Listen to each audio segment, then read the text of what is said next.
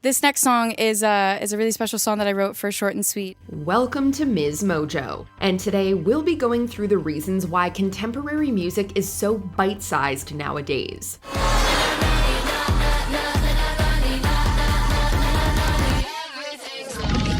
Social media and streaming services, shorter attention spans. The rise in social media and video streaming platforms has undoubtedly led to shorter songs. For one thing, TikTok is built on brief videos meant to be replayed. The music that has typically gone viral has either bite-sized songs or excerpts of longer material. These platforms also discourage users skipping videos at all costs, which can be as soon as 30 seconds thanks to short attention spans. Anxiety, people trying me, feel it quietly, trying to silence me, yeah. Trendy songs these days are typically catchy, about 1 or 2 minutes long, and have hooks that come earlier and earlier. Lil Yachty's 2022 viral hit Poland is the most extreme example of this trend, clocking in at just 83 seconds. With all this new content bombarding us, it's no wonder songs have become so short. I've been fiending, yeah, girl, I've been fiending. Hope you love me, baby, I hope you mean it. We all want to and need to be paid for our work. Unfortunately, it's getting harder and harder for most musicians to get paid for their work. There's not a ton of transparency with how the system is set up. It's very complex complex. Out of the range of understanding for the average musician to even understand. Under Spotify's rules, songs must be played for a full 30 seconds before the royalty payments kick in. Even those payments are pennies, meaning musicians need to create as many compositions as possible with high replayability value. All this encourages artists to compose shorter songs, typically below 2 minutes. So you can't sleep, baby, I know what's that means, espresso. Some of the most successful songs have been Sabrina Carpenter's Espresso and Billie Eilish's Birds of a Feather. Eilish's song became the fastest song to surpass 2 billion streams and became the third most streamed song of all time. Of course, there are exceptions to the just short songs rule, such as 2014's Uptown Funk, which has over 2.3 billion streams on Spotify. Even so, the profitability of shorter songs in general is clear. Might not be forever, but if it's forever, it's even better. Spotifycore. Attention spans and monetary systems aside, some songs just lend themselves to brevity. Thanks to the massive influence of streaming music services, most artists have shifted to compositional styles that they think would best perform and even go viral. Music critic John Caramonica coined the term Spotifycore to describe this style, while Liz Pelly called it stream bait pop. Especially with the rise of streaming mood playlists and vibes-based playlists does push this model of thinking about music as a means of mood stabilization. These songs are characterized by a melancholy, even chill sensibility, with mid-tempo electronic beats. Perhaps the most successful artist to make this pop introspective music is Billie Eilish. I'm the bad guy. Duh. This muted sound is thought to be more friendly to Spotify's algorithms, thereby having a greater chance at going viral. The sameness of the music also discourages listeners from skipping tracks, which increase streaming counts and therefore royalties. And of course, this music tends towards brevity. Set the tone is my design and it's stuck in your mind. Legacy is undebated, you gon' jump if AG made it. No technological limitations. This new trend towards brevity is nothing new.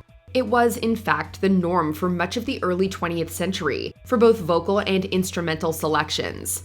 There were exceptions, of course, with big band dance music and disco later on. But early vinyl could only record about 2 to 3 minutes of music, which was the standard length of most music.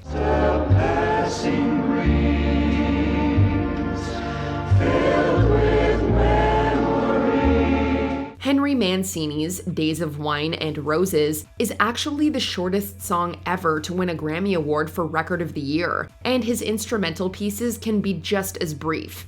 The new RPM single, released by RCA Victor in 1949, could finally hold music up to 5 minutes in length. An LP, short for long play, could hold about 22 minutes on either side. You should hear his records. What's a record? Just bury me. Once cassette tapes and CDs came to the picture, the average song length crept up to 4 minutes. In many ways, we are returning to this shorter form, and even the music. Uday L. Bowman's 12th Street Rag from 1914 has even recently become a viral sound. Oh, it's Henry Mancini again. Everything old is new again.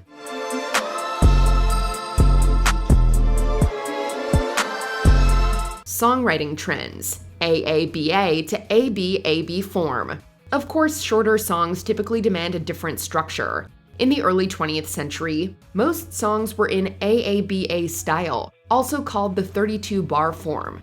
These songs usually come with a ditty or introduction, the main melody, a brief B variation on that melody, then a return to the main melody. My, you can say the sweetest things, baby, but baby, don't you say bye-bye. Don't ever say bye-bye. This form was particularly favored by Broadway composers such as George Gershwin, Cole Porter, and Jerome Kern.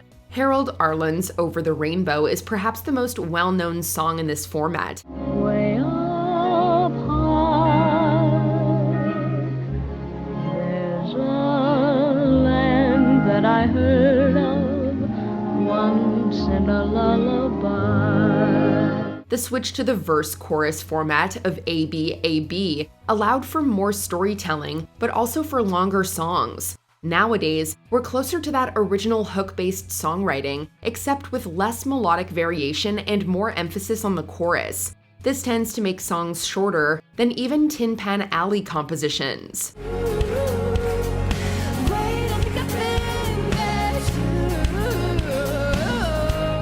Genre conventions. We have talked about Spotifycore, of course, but there are other established genres that lend themselves to either shorter or longer songs.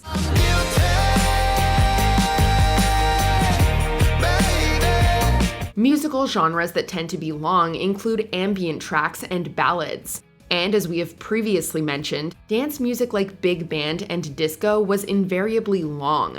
But nowadays, the most popular genres include hip-hop, rap, pop, alternative, dance, and Latin music. Most modern music has been getting shorter by 17 seconds on average, especially hip-hop and Latin music.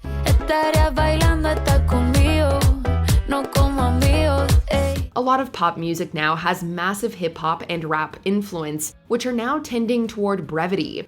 Ed Sheeran's repertoire, especially You Need Me, I Don't Need You, exemplifies this trend. As a result, songs have become shorter. I'm not you, now that'll be disastrous. Let me sing and do my thing, I'll move to greener pastures. Home technology. One reason why musicians may prefer to compose shorter songs is because, it's just easier. We have come a long way since the days of vinyl, sheet music, and, actual instruments. Oh yeah. Oh yeah. I love it.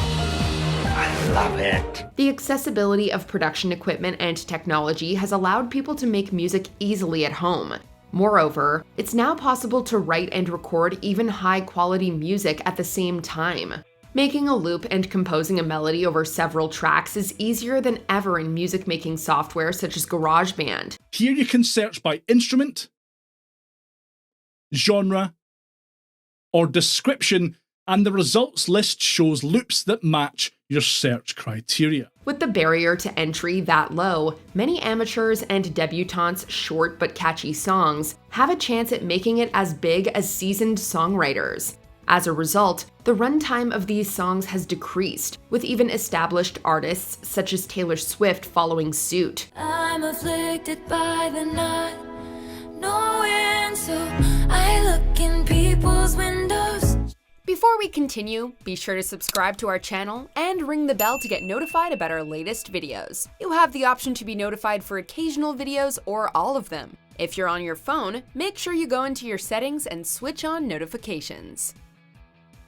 Songwriters prefer it. Lastly, simple preference can explain this trend.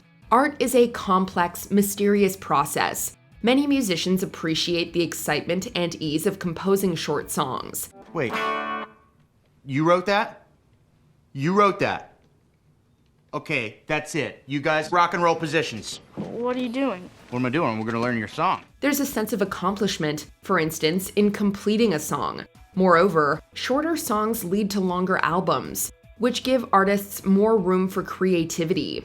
Some artists even excel at the verse-refrain format and struggle with writing longer, fuller choruses. I guess it's you that I'll be kissing just to get my fixings. Conversely, getting to the point quickly is a challenge in its own right. While some songs do need to be long, others are best as short and sweet compositions. And then there's the fact that there are plenty of iconic songs that are barely 2 minutes long. Who knows? Perhaps today's TikTok sounds will be tomorrow's classics, just as yesterday's classics are today's TikTok sounds.